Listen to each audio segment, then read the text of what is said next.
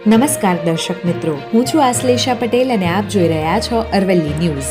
રંગબેરંગી પતંગો આકાશમાં ગૂંજતી, ફિરકીઓ અને ઉત્તરાયણનો ઉત્સાહ, પરંતુ આ વર્ષે આ ઉત્સાહ પર મોંઘવારીનો પડછાયો છવાયો છે.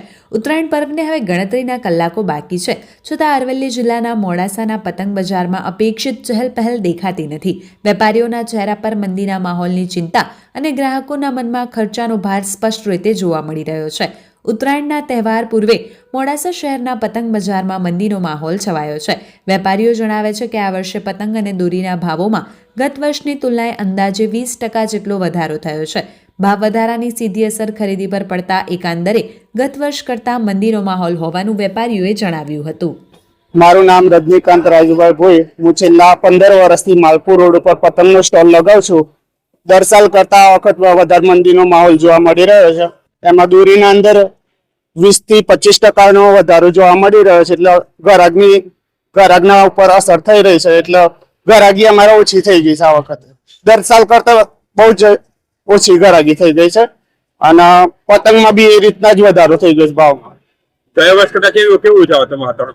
ગયા વર્ષ કરતા બહુ જ મંદીનો માહોલ જોવા મળી રહ્યો છે. કેમ કે જે દર સાલ વેચાતો તો માલ એના કરતા લગભગ 40% જ માલ વેચાઈ ગયો.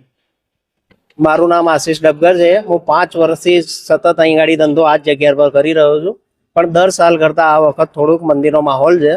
3-4 દિવસથી અમે સ્ટોલ લગાવીને બેઠા છીએ, પણ આ વખત ગ્રાહકી નથી. પણ આજે થોડોક બજાર ખુલ્યું છે, પણ સારું રહે એવું ભગવાનની કૃપાથી તો સારું છે. પતંગ દોરીમાં કેટલા ટકાનો વધારો છે? પતંગ દોરીમાં આ વખત 20%નો વધારો છે અને માર્કેટના અંદર ગ્રાહકી જોઈએ એવી નથી. કયા પતંગો અત્યારે વધારે ચાલી રહ્યા છે? આ વખત ખંભાથી વધારે ચાલી રહ્યા છે અને મોટી સાઈઝ વધારે ચાલે છે. નાની સાઈઝ જે ચીલ ચાલતી હતી દર વખતે, એ વખત નથી ચાલતી આ વખત. ગયા વર્ષ કરતા આ વખતે કેવું વાતાવરણ?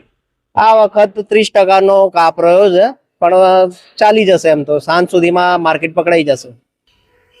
મોડાસાના માલપુર રોડ પર પતંગ ખરીદવા આવેલા પતંગ રસિકનું કહેવું છે કે ફિરકી અને દોરીના ભાવ વધતા સામાન્ય પરિવારો માટે ઉત્તરાયણ ઉજવવી મોંઘી સાબિત થઈ રહી છે. અગાઉ જે ખર્ચે આખા પરિવાર માટે પતંગ, દોરી અને ફિરકી મળી જતી હતી, તે જ ખર્ચે હવે મર્યાદિત સામગ્રી ખરીદવી પડે છે. ખાસ કરીને ગ્રામ્ય વિસ્તારોમાં પતંગ રસિકો માટે આર્થિક બોજ વધુ બન્યો છે. 1500 થી 2000 રૂપિયાના ખર્ચે પણ પૂરતી સામગ્રી ન મળતા ઉત્તરાયણનો આનંદ ગામડાઓમાં ધીમે ધીમે ઓસરી રહ્યો હોવાનો અહેસાસ લોકો વ્યક્ત કરી રહ્યા છે.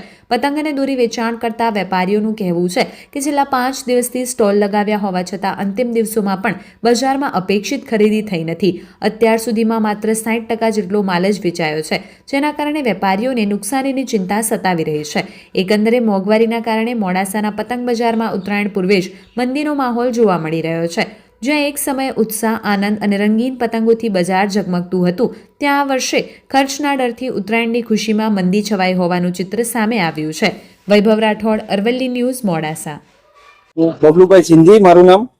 હું હમણાં ઉત્તરાયણની ખરીદી કરવા આવ્યો છું, પણ આ સાલ ગઈ સાલ કરતા આ સાલ 20%-30%નો વધારો હોવાથી એટલી બધી મોંઘવારી વધી ગઈ છે.